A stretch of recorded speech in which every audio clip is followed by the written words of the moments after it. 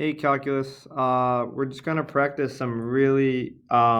These are just some problems that we're gonna see later in the year where we have to do some simplifying at the end, and we're just gonna practice the algebra part of it now. So I call it super simplification. At any point, if you need to pause to copy things down, go for it.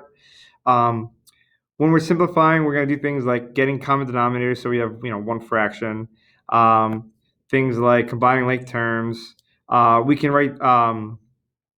Uh, Things like square roots, cube roots as an exponent. So keep the exponents as rational numbers.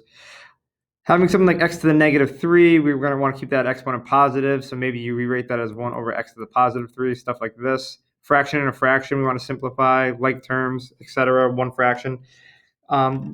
Really, though, in the end, like there's no like what's the most simplified version. It depends on the type of problem. So context is always the most important. Depending on what we're trying to do, um, it's going to affect how we simplify the problem. So here's the first example. X to the negative 3 minus x squared. And maybe the way this is written is the way we want it to be written. There's nothing to do. But maybe I want to get a common denominator because recognize that 1 over x to the negative 3 is the same thing as x to the positive 3. And then when you have two fractions, we just want to go and get our common denominators. So if I multiply the top and bottom by that x cubed, I get that common denominator of x cubed. And then on the top, I have 1 minus x to the fifth. And that just put it into one fraction. And maybe you might like it the way it started, which is fine either way. Another way I've seen people handle this problem is to get rid of the negative exponent. They multiply the top and bottom by, not that there's a bottom, but x to the positive 3. So when I do it to the top and bottom, I'm multiplying by 1, so nothing changes. But here, the denominator becomes x to the third from here. And when we distribute the numerator, the reason why they chose x to the third is because when you do x to the third times x to the negative 3, 3 plus negative 3 is 0. You get x to the 0. And then x to the third times x squared is x to the fifth. And x to the 0 is really just 1. Any number to the 0 is 1. So we get x to the fifth over x cubed. So you can get the same answer either way. Both of them are legitimate.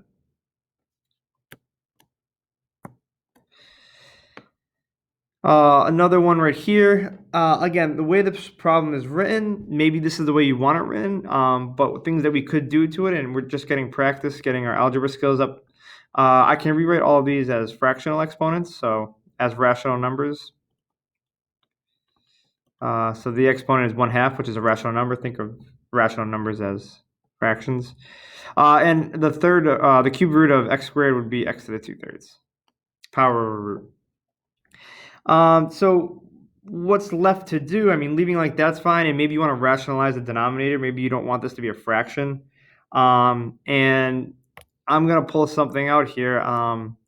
I can get this x to the 2/3. I can get that 2/3 out of there by multiplying the top and bottom by x to the 1/3. And I know that's going to work because 2/3, when I multiply times x to the 1/3, the 2/3 plus 1/3, you'll add them together, and 2/3 plus 1/3 is 1. We're just going to get x to the first, which might look a little bit better. So on the denominator, when you multiply these two pieces, you add the exponents, and you get x to the 1, or just x. And then in the numerator, we just got to distribute. And then you get 1/2 plus 1/3. What's 1/2 plus 1/3? We gotta get a common denominator. 1/2 plus 1/3, just 3/6 plus 2/6, which is 5/6. Minus 3x, 3 plus 1/3. That's 9/3 plus 1/3, which is 10/3. And then plus x to the fifth, and 5 plus 1/3 is 15/3 plus 1/3, which is 16/3.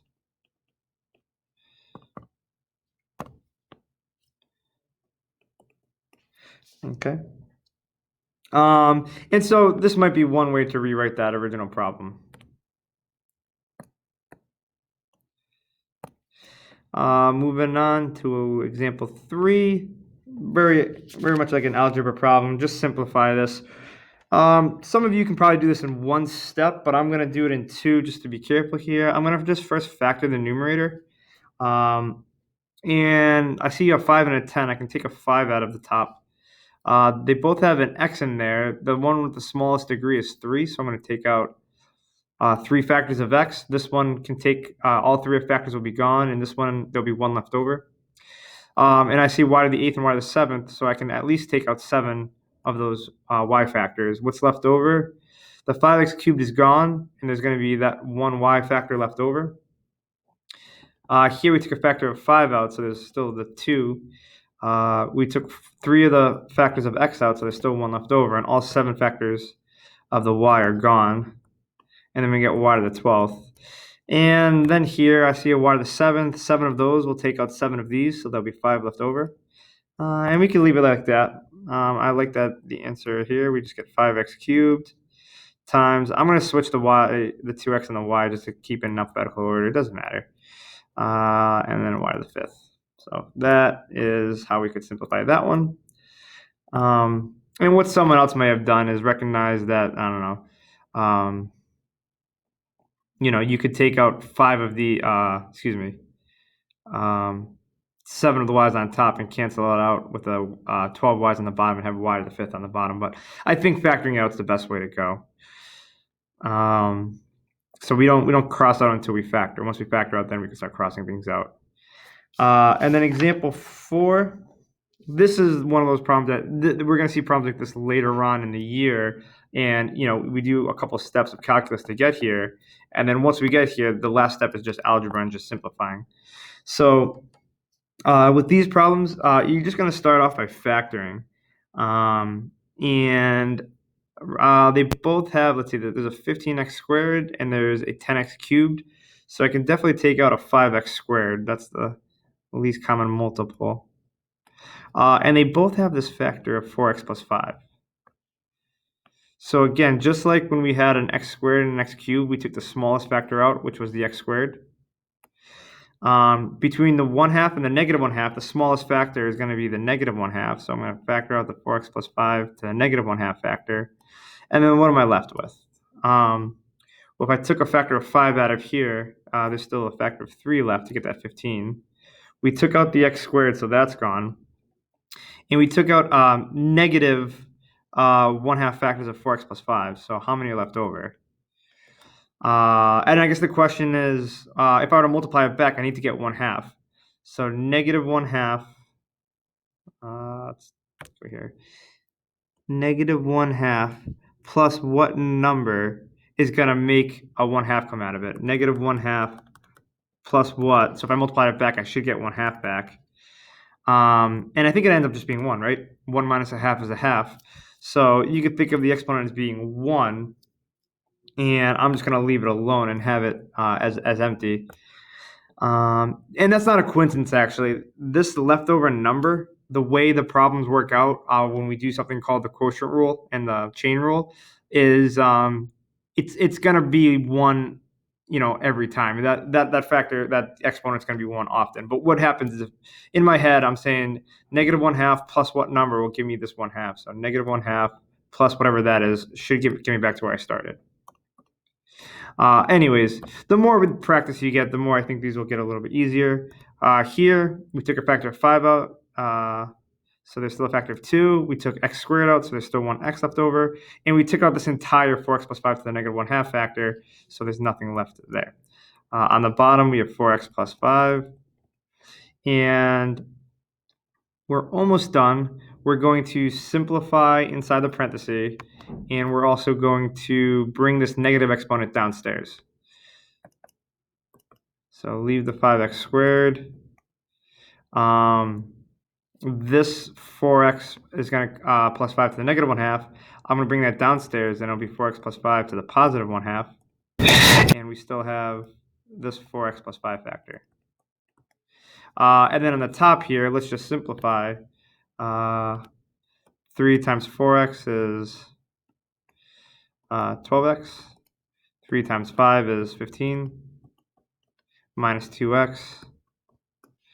And we're getting closer. It's actually a couple of nice things are going to happen here. I'm going to combine like terms in here, distribute the top end, and then these on the bottom, I can actually combine because they're the same factor. So let me just do the top real quick. I have 5x squared, and then the 12x minus 2x is 10x. And we have plus 15. And on the bottom, let's see, I have 4x plus 5 to the 1/2 times 4x. So when I'm multiplying two numbers with the same base, I can just add the exponents. 1/2 plus 1 is 3/2.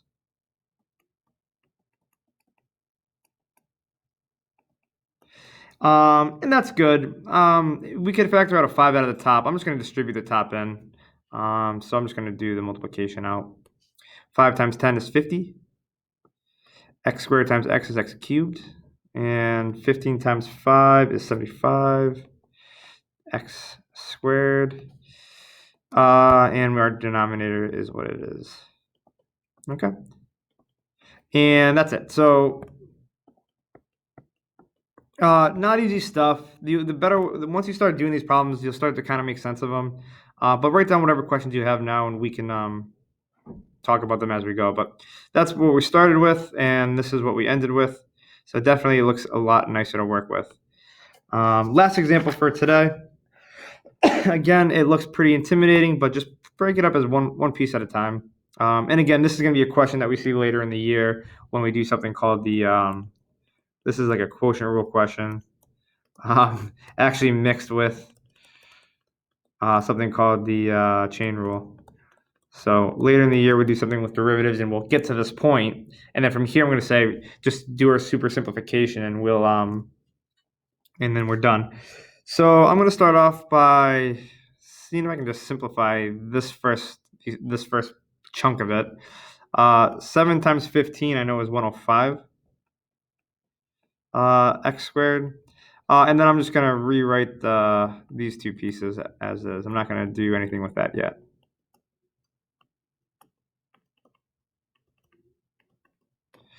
Minus. I'm going to multiply the 4 and the 4 like I just did over here with like the 7 and the 15. So 4 and 4 is 16. And then I have 5x cubed plus 3 to the 7th. And I have a 4x minus 7 to the 4th. In the denominator, I have 4x minus 7 to the 5th to the 2nd. In this case, you multiply, not add, you multiply the exponents. 5 times 2 is 10. Okay. So we're getting there, and it's going to start to look a little like the last problem. The thing to recognize here is both pieces, I'm going to factor out a 4x minus 7. They both have 4x minus 7, so I'm going to factor out the smallest amount of factors. This one is 5, that one is 4. 4 is the smallest, so I can factor out 4 of those. Here, they also both have this 5x cubed plus 3. So I'm going to factor out the 5x cubed plus 3. And this one has 6 factors, that one has 7 factors, the smallest amount is the one I can take out. There's 6 factors. And then just rewrite what's left over. So I factored those out. And now all that's left over in the first term is the 105x squared. I took out 4 of these 5 factors, so there's still 1 factor of 4x minus 7. Remember, that 1 is not random. It's going to be 1. And the 5x cubed plus 6, we took out all those factors. So this chunk right here is good. Minus, now what do we factor out of here? The 16 is still there.